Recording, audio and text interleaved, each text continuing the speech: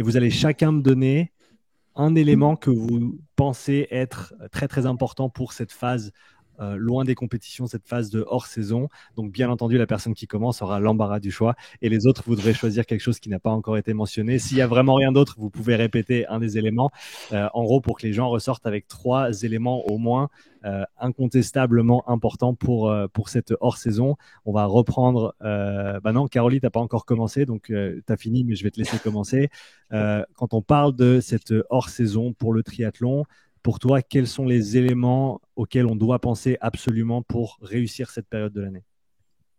Alors moi, en hors saison, je mets beaucoup d'intensité. Tout le travail d'intensité, je le mets généralement sur cette partie-là. Pourquoi? Parce que dehors, il fait froid, que tu n'as pas envie d'y rester, d'aller faire 3, 4, 5 heures de vélo généralement.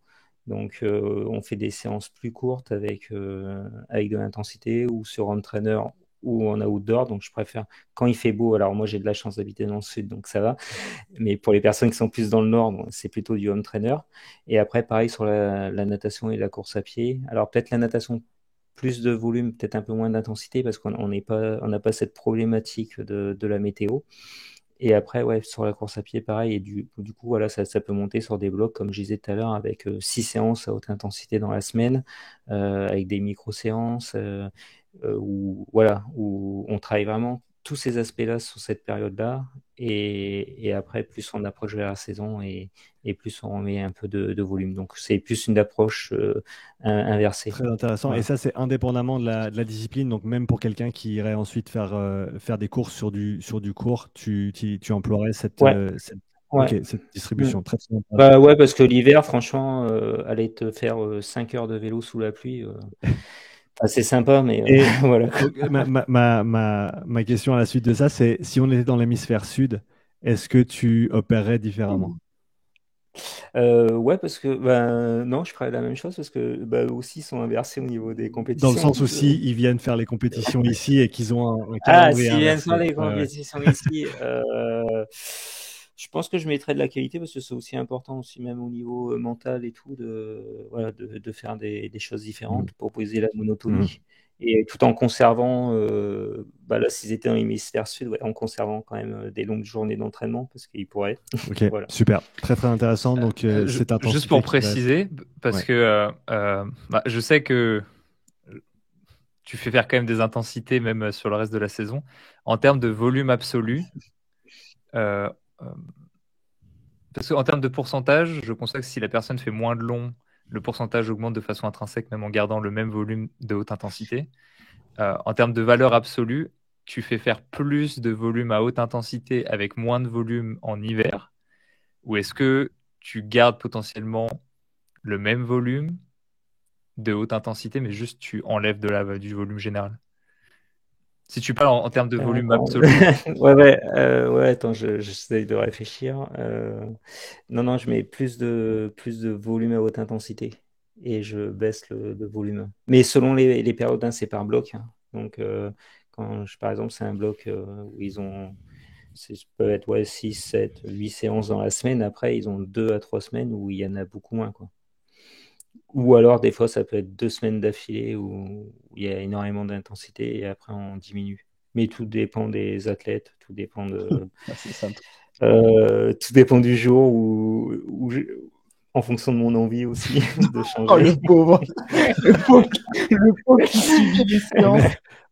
On est tous à la Voilà, merci du coach au final et ce qui va nous planifier. c'est ça. Ça, c'est la leçon à retenir. Tristan, donc pour Caroli, c'est l'intensité en hors-saison. Qu'est-ce que tu mettrais en avant comme élément incontestable sur lequel il faut se focaliser en hors-saison? Il va plus rien rester. Bah, Rémi, après, tu te démerdes, tu feras Ouais, ce que tu veux ouais, avec ce qui t'inquiète, reste. ça va être original. Euh, je vais rebondir sur ce qu'a dit Rémi tout à l'heure, parce que l'implication est importante. Euh, le but pour moi sur l'année, c'est d'essayer en fait de potentiellement s- pas s'entraîner le plus possible tout le temps, mais les gens ont tendance à beaucoup varier les volumes sur l'année avec bah, quand je prépare une compétition, ah, on est à -6, bah, je vais m'y remettre, et quand je suis loin, bah, je m'entraîne plus et je fais autre chose, etc. Euh, pour moi, c'est bien définir ses objectifs. Et si le but, c'est vraiment d'avoir une progression long terme, c'est d'essayer de maintenir un volume minimum et si possible assez proche de la moyenne qu'on pourrait avoir sur l'année. Alors je sais que c'est pas toujours possible, et je vais prendre mon cas et je pense que l'exemple qu'a donné Rémi tout à l'heure était bon. C'est que par exemple sur mon année j'étais à 16 heures de moyenne et mes dernières semaines étaient aux alentours de 25 heures. 25 heures sur la semaine, personnellement, j'aurais pas été capable professionnellement et personnellement de tenir ça sur la longueur. Et donc, euh, j'ai fait des concessions en me disant je m'entraîne un peu moins, comme ça je serai capable de faire un peu plus après. Ça, typiquement, dans un monde idéal, c'est pas quelque chose que j'aurais fait. Et d'ailleurs, c'est quelque chose que j'ai très souvent dit en me disant que la fin de ma prépa, genre, je me suis trop entraîné par rapport à ce que mon corps pouvait assimiler, juste par le plaisir de pouvoir le faire et de me dire, je m'étais dit que pendant 3-4 mois, je peux m'entraîner. Entraînons-nous, quoi. Parce que là, on y est, c'est maintenant que ça se passe, etc. Donc, je trouve que plus on maintient ce volume, plus justement on peut se faire plaisir après pendant la saison.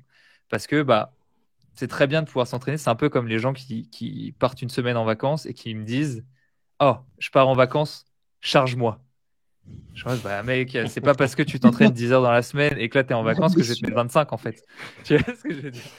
Et pareil pour les stages. J'ai organisé un stage l'année dernière et là pour le coup, je suis le premier coupable où quand tu fais ta planification pour les gens, tu vas leur prescrire un volume assez cohérent avec ce qu'ils font d'habitude. Peut-être que tu vas faire peut-être un plus 25%, quelque chose comme ça. Mais une fois qu'ils sont sur place, c'est des gens qui ont aussi envie de vivre l'expérience j'ai envie de m'y mettre et j'ai envie de faire comme les professionnels, j'ai envie de m'envoyer 30 heures dans la semaine. J'en ai rien à foutre si ça fait 300% de mon volume hebdo. J'ai envie de le faire, quoi. Et quelque part, je peux l'entendre. Donc, pour moi, c'est ça ce que j'aurais envie de dire aux gens, c'est essayer de faire en sorte de euh, lisser votre volume ou essayer de le faire descendre un peu moins bas que ce que vous auriez pu faire. Évidemment, je pense que ça doit remonter à un moment, surtout quand on fait du long. Mais voilà, c'est assez ça. Ouais, super. Je pense que un point important à mettre en avant parce que, comme tu l'as dit, cette régularité au niveau du volume d'entraînement, elle va nous permettre, le cas échéant, d'aller peut-être faire un petit peu plus et de bien l'absorber. Et ça, je suis en train de creuser un petit peu le sujet sur justement la quantification de la charge, alors dans un contexte différent pour le CrossFit, mais simplement en utilisant quelque chose d'assez simple comme un RPE de séance et les minutes avec, tu as ensuite ta charge d'entraînement et tu peux ensuite faire une moyenne courante, je ne sais même pas comment on appelle ça en français, mais en gros, tu peux regarder la charge moyenne que tu as sur 7 jours par rapport à la charge moyenne que tu avais sur les derniers 28 jours, et ça te donne un indice de est-ce que tu es bon, est-ce que tu es dans le vert dans ce 0,8 à 1,3 par rapport à ce ratio de stress instantané ou ce stress chronique et aigu. Chronique aigu, merci, je trouve jamais le mot en français. Acute versus chronic, donc aigu versus chronique. C'est WR. Ouais, c'est dur. C'est ça, c'est WR. Et ensuite, regarder comment ça fonctionne. Et je pense que c'est un point peut-être auquel les gens pensent pas nécessairement. Ils disent, je vais m'entraîner, je vais suivre ce qu'il y a sur le papier, mais ils vont pas penser à combien ils s'entraînent aujourd'hui, combien ils s'entraînent la semaine dernière, le mois dernier. Et c'est un bon point, à mon avis, à en mettre en avant, Tristan. Surtout qu'on a parlé tout à l'heure de durabilité et moi, je modélise assez ça dans le sens où dans les sports, parce que là on parle majoritairement de longue distance parce que c'est aussi ce qui nous plaît en tant qu'entraîneur, là, tous les trois majoritairement. La durabilité, c'est aussi quelque chose qui se travaille dans le temps. Et quelqu'un qui va être dans sa première année et quelqu'un qui va être dans sa 10e année, intrinsèquement, même à volume d'entraînement égal, potentiellement celui qui s'entraîne 10 ans, il aura une durabilité un petit peu supérieure. Tout à l'heure, Caroline, tu as pris l'exemple d'un entraînement où tu disais, si je donne 95% à 105%, ceux qui vont avoir une moins bonne durabilité vont avoir tendance à commencer trop haut et à finir trop bas.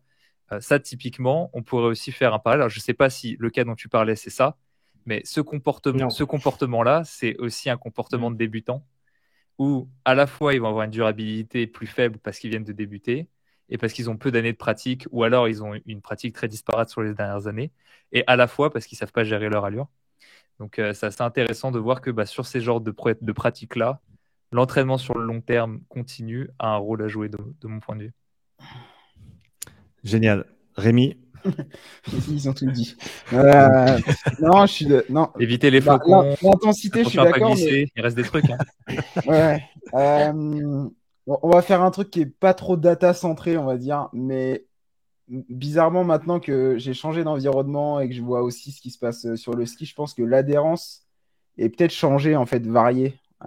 Pas forcément d'un point de vue purement physiologique, mais d'être capable de laisser l'athlète aussi adhérer au truc, parce qu'on sait que dès qu'on s'investit, et surtout dans le triathlon, parce que ça consomme pas mal de temps, se dire, OK, là, on va quand même développer un petit peu potentiellement les points faibles et tu vas continuer à avoir un haut volume, mais je vais te laisser aussi faire un peu ce que tu veux, etc. Comme ça, au moins, je capitalise sur l'adhérence de l'athlète. Et dès qu'on va revenir, en plus, j'aurai l'avantage potentiellement d'un effet cross-training sur un volume qui était assez élevé. Et je vais avoir cette adhérence-là pour être certain que dans l'entraînement, il soit hyper investi. Parce que j'ai fait un peu cette erreur en me disant, allez, bah, je vais directement hors saison, un peu programmer ce qui va se passer et puis faire une belle logique inversée avec des blocs. Ici, tu vas faire ton gros bloc intense, etc. Puis là, on va faire quelque chose d'inversé et tout.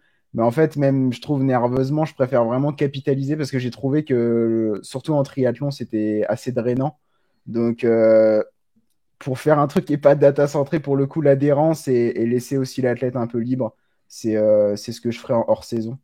Et puis oui, forcément l'intensité, mais ça va. Je pense qu'il y a aussi une grosse part du profiling de l'athlète, parce qu'il y a des athlètes, par exemple, ils manquent de la base aérobie, et pour eux, au final, l'intensité, c'est peut-être pas la bonne solution. Donc ouais, ça, plutôt l'adhérence et laisser l'athlète, je pense, un petit peu. Ce serait. Dans ce contexte-là, j'ai une question pour tous les trois. Merci Rémi. Et c'est, est-ce que, à votre avis, et encore une fois, je connais pas assez bien le triathlon pour répondre moi-même, est-ce qu'avec la variation de mouvement qu'on a entre la natation, le vélo et la course à pied, est-ce qu'on a assez de variabilité intrinsèquement dans la discipline pour ne pas avoir besoin à certains moments d'aller faire autre chose, que ce soit du ski de fond, d'aller Du renfort. on y viendra, t'en fais pas. Mais explorer d'autres disciplines sportives, d'autres patterns de mouvement pour ne pas suruser comme on peut voir dans certains sports. Je sais pas si ça s'applique nécessairement au triathlon, c'est pour ça que je vous demande. Et qui veut peut prendre la question en premier. Moi, je finis, mais pour le coup, je pense qu'apporter de la variabilité. Après, il y a le point de vue purement spécificité, on va dire purement mécanique, où là, auquel cas, en fait, la spécificité, tu es obligé, c'est Bien obligatoire. sûr. Mais après, d'un point de vue physio, après moi, bon, pour le coup, j'ai la chance d'être en montagne, mais si tu fais quelque chose en corps entier, comme du ski de fond, ou si tu fais du ski de randonnée, etc., où tu as quand même des grosses composantes cardiovasculaires, même ventilatoires, etc., potentiellement, même si la spécificité mécanique, elle n'est pas bonne, tu sais que tu vas avoir un transfert sur les qualités énergétiques, et même pour le coup, sur la notion de durabilité, si la personne, elle sort et elle va se faire plaisir dehors. Donc, je pense que ce sera jamais supérieur à faire du triathlon toute l'année, si on mettait le mental de côté en tout cas.